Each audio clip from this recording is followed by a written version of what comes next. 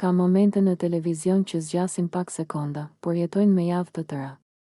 Një lëvizje e shpejtë, një gjest i paqartë, një kërcim, një afrim kamere. Dhe papritur, një narrativ e tërë lind në mendjen e publikut. Kështu ndodhi edhe me atë moment të Dolces, një. Qasti që u ndal në kornizë ishte një moment energjie. Muzikë, kërcim, dritat që lëviznin. Një atmosferë ku trupi lëviz më shpejt se mendimi. Në atë rëmuj emocionesh, kamerat kapën një gjest të shkurtër, një lëvizje drejt fytyrës, një afrim, një qast që në izolim duket i dyshim, pamjet u ndalen. U ngadalsuan. U përsëritën dhe pikërisht aty filloi gjithçka. 2. Kur duket bëhet është, publiku nuk tha, duket si. Tha, është. Ky është kalimi më i rrezikshëm në epokën e pamjeve. Nga perceptimi në dënim. Nga supozimi në bindje. Nga momenti i paqartë në akuzë të plotë, fjala duket humbet shpejt në rrjetet sociale. Sepse nuk ka peshë dramatike. Ndërsa është ka. Është ndez komente, ndarje, tituj, 3. Limi dhe figura e dëshmitarit të pavetdijshëm, në narrativën që u ndërtua, Limi u përfshi si figurë e afërt, dikush që ishte pranë, dikush që pa, dikush që e mori vesh. Jo sepse ai tha diçka qartë, por sepse prania e tij u bë pjesë e montazhit mendor të publikut. Reality show kanë këtë veçanti, çdo afërsi interpretohet. Çdo heshtje lexohet. Çdo vështrim bëhet provë, dhe Limi, pa thënë asgjë, u kthye në figurë kyçe të një historie që askush nuk e kishte konfirmuar. 4. Montazhi si autor i padukshëm, një e vërtet që shpesh harrohet, pamjet nuk janë realiteti, janë përzgjedhje, çfarë tregohet, sa herë përsëritet, në çfarë këndi, me çfarë muzike, me çfarë pauze, të gjitha këto krijojnë kuptim. Një gjest i pafajshëm, i shkëputur nga konteksti, mund të marrë kuptim krejt tjetër, dhe publiku rrallë pyet, çfarë nuk po shoh. 5. Dolce përballë dy fish, kamera dhe gjykim. Në këtë ese, Dolce nuk paraqitet si fajtore dhe as si e pafajshme. Ajo paraqitet si njëri brenda një sistemi ku çdo lëvizje e saj është e ekspozuar dhe e interpretuar. Dhe ky është paradoksi i Big Brotherit, je i vëzhguar vazhdimisht, por kur plotësisht i kuptuar, një moment i vetëm mjafton për të ndryshuar mënyrën si të shohin. Dhe kjo peshë psikologjike është e madhe, sidomos kur akuzat lidhen me tabu dhe stigma. 6. Pse publiku kërkon skandal? Skandali është i thjeshtë, e vërteta është e ndërlikuar. Publiku kërkon histori që ndahen lehtë në fajtor dhe viktim. Dhe një moment i paqartë shndërrohet në narrativ sepse plotëson këtë nevojë për qartësi të rreme. Askush nuk pyet për presionin psikologjik, lodhjen, ritmin e çrregullt, ndikimin e dritave, muzikës, kamerave, sepse këto nuk bëjnë tituj. 7. Kur dyshimi bëhet dënim social, edhe pa prova, një akuzë e përhapur mjafton për të dëmtuar imazhin e një njeriu. Ky është realiteti modern, dënimi vjen para verifikimit, dhe edhe nëse më vonë gjithçka bie poshtë, hija mbetet, kjo ese nuk është mbrojtje. Është reflektim. 8. Përgjegjësia e shikuesit, pyetja e vërtet nuk është, çfarë bëri Dolce? Por, çfarë bëjmë ne me atë që mendojmë se pam? A ndalemi përpara se të gjykojmë, a e pranojmë se mund të gabojmë, a i japim një njeriu hapësirë për të mos u shkatëruar nga një moment. 9. Përfundim, pamja nuk është e vërteta, pamjet mund të jenë të qarta, interpretimi nuk është kurrë i tillë. Dhe kjo ese mbyllet me një mendim të thjeshtë, jo çdo gjest është deklarat, jo çdo moment është provë, dhe jo çdo histori që duket e plotë është e tillë. Në një botë ku gjithçka shihet, ndoshta ajo që mungon më shumë është durimi për të kuptuar. Limi nuk ishte gjithmonë i tillë, nuk ishte gjithmonë ai që njerëzit e shikonin dhe e gjykonin nga jashtë. Emri i tij, me ironi, u kthye në përkufizim, Limin. Kufiri mes asaj që ndjente dhe asaj që guxonte të përballonte. Ai ishte një njeri që dinte të afrohej, por jo gjithmonë të qëndronte. Që dinte të lexonte nevojat e të tjerëve, por jo gjithmonë të përballonte pasojat e leximit të saktë. 1. Limi dhe aftësia për të parë. Limi kishte një aftësi që nuk e kanë të gjithë. Ai shite, jo sipërfaqen, por gjendjen. Jo fjalën, por boshllukun pas saj. Kur i tha Albes, ti ke nevojë për ngrohtësi, ai nuk po flirtonte. Ai po emërtonte një të vërtetë. Dhe kjo ishte forca dhe dobësia e tij njëkohësisht. Sepse të shohësh thellë të tjetri do të thotë të marrësh përgjegjësi. Dhe Limi nuk ishte gjithmonë gati për këtë. 2. Burrat që afrohen, por nuk rrënjosen. Limi ishte rritur me idenë se forca është pavarësi. Se të mos varesh emocionalisht është mënyrë mbijetese.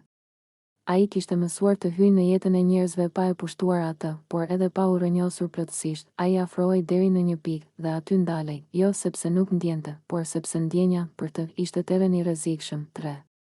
Momentet kur Limi u bëi sinqert, kur Albei tha, po, por ti nuk e përballon dot, Limi nuk u ndjej fyer. U ndjej zbuluar, sepse ajo nuk po e ulte, po e pasqyronte, dhe kjo është e rrallë, të thonë të vërtetën pa dëshirë për të lënduar. Limi e kuptoi në atë çast se ai kishte kaluar jetën duke hyrë në ngrohtësinë e të tjerëve, por pa ndezur zjarr vetë. 4. Limi si figurë kontradiktore, nga jashtë, ai duke i sigurt, nga brenda, ishte gjithmonë në negociat me veten. Ai nuk ishte mashtrues, nuk ishte as i ftohtë, ishte i papërfunduar emocionalisht. Limi donte lidhje që të mos e mbërthenin. Donte afërsi pa varësi. Dhe kjo, në thelb, është një kontradikt që nuk zgjidhet lehtë. 5.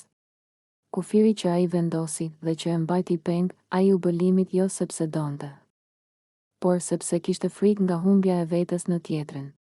Kishte parë çfarë ndodh kur njerëzit japin gjithçka dhe mbeten bosh, dhe kështu ai zgjodhi kontrollin mbi braktisjen, distancën mbi përfshirjen totale, por çdo kufi që vendos për të mos u lënduar, të mbron dhe të izolon njëkohësisht. 6. Gratë në jetën e Limit, gratë që u afruan me Limit nuk e pan menjëherë këtë. Ato pan vëmendjen, intuitën, mënyrën si ai i bënte të ndiheshin të kuptuara, por ajo që nuk pan në fillim ishte se ai ishte njëri i momentit, jo gjithmonë i vazhdimësisë, dhe kjo nuk e bënte të keq, e bënte të papërgatitur. 7. Vetdia që vjen vonë, eseja e Limit nuk është histori skandalesh. Është histori vetdieje të vonuar. Ai filloi ta kuptoi se problemi nuk ishte se të tjerët kërkonin shumë, por se ai kishte mësuar të jap pak, por thellë, dhe pastaj të tërhiqet. Ai e kuptoi se ngrohtësia që shehte të tjerët nuk është ftesë për ta prekur, por përgjegjësi për ta mbajtur. 8. A do të ndryshoj Limi? Kjo e se nuk jep përgjigje të lehta. Sepse njerëzit si Limi nuk ndryshojnë me një moment. Ata ndryshojnë ngadalë, kur lodhen duke qenë gjithmonë në kufi. Ndoshta një ditë, Limi do të zgjedhë të mos jetë më Limit, por prani. Ndoshta do të mësoj se afërsia nuk të shkatëron, nëse nuk ikën sa po bëhet e thellë.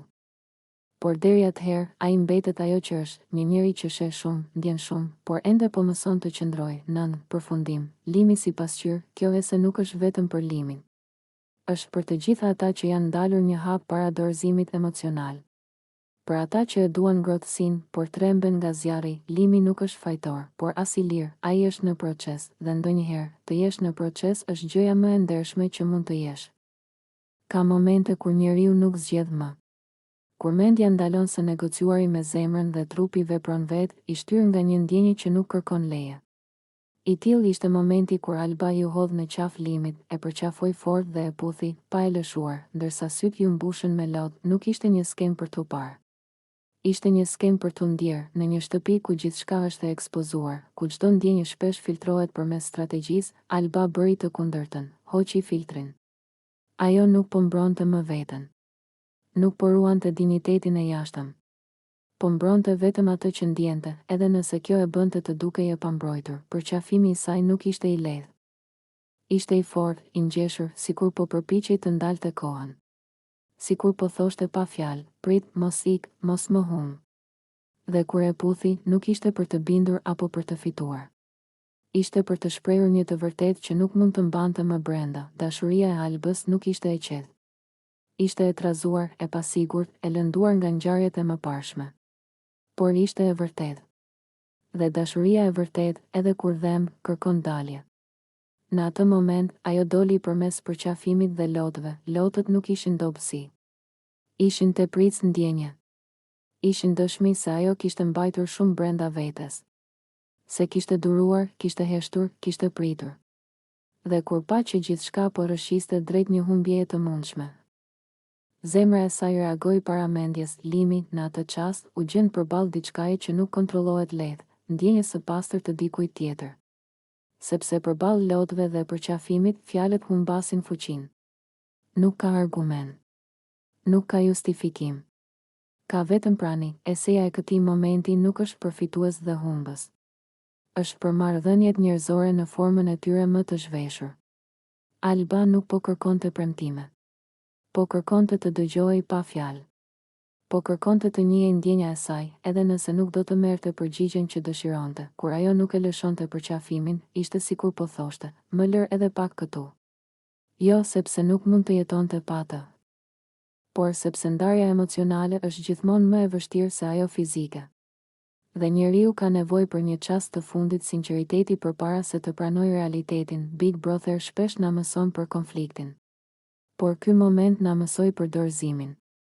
Jo dorëzim ndaj një personi, por ndaj ndjenjas. Alba zgjodhi të mos fshihej pas krenarisë. Zgjodhi të ishte e vërtet, edhe nëse kjo e ekspozonte, lotët që i mbushën syt ishin pastrim. Ishin mënyra e trupit për të thënë, e thash. Dhe ndonjëherë mjafton ta thuash ndjenjen për të gjetur paqe, pavarësisht rezultatit. Në fund, ky moment mbetet i rëndësishëm jo për puthjen, por për guximin emocional.